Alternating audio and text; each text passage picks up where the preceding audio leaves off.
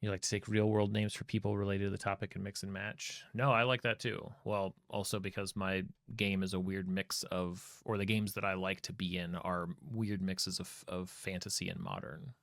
Yeah, that's true. If it's hard to say and twisted the wrong direction, you're right. That's very 5e, or that's very D&D. You get a couple of nouns or a couple of consonants and nouns in really weird places. Well, the trouble with thinking about things from like a game design perspective, right, is that it's really hard for people to remember things that they can't easily say and associate and talk about. If you want the players to talk about um, complex names, very quickly become, the most you can hope for is that a party is going to start giving people nicknames, because at least then they can talk about and understand whatever's going on in the game. Otherwise, you're sort of forcing your players to keep a heck of a distance from the material, and I would much rather it be anachronistic in a sense, where it's like, oh, is this really what the names would be? It's like, well, I'm not. It's kind of related to how you talk at the table. I don't myself, put on accents and talk lofty and do all this stuff. Like, obviously, different characters in the world talk differently, but we're not sort of pretending that everybody speaks some kind of old English fantasy thing. And I think that's pretty common.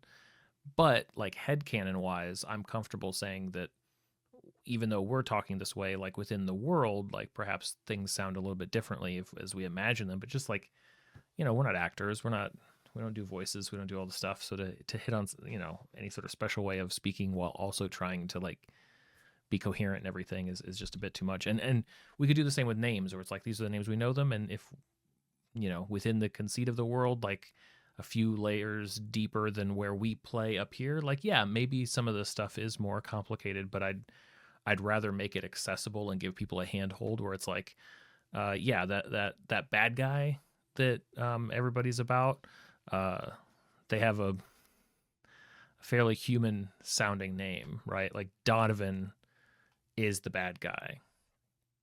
Um, Goldfoot, Goldfoot's the bad guy, right? Friends that they can trust, like Winnie. That's an NPC. Well, they can't really trust Winnie, but you get the idea. Yeah. Third person went into common names in the books. All the characters had in universe names. Same with dates.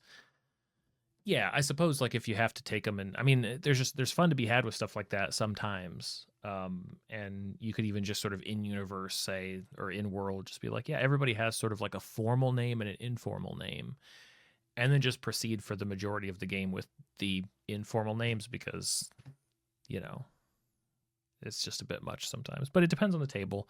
I can see an argument for it, and I could probably even be convinced to have more complex stuff like that in a game if I thought the players were into it. My read on players is that at least my players, that's just not something that they're crazy about. Okay, so Charlotte and Gavor Rixella Thorhafod is one of my players' names. Nice.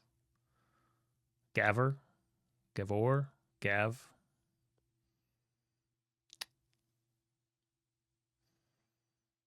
Val, Valex.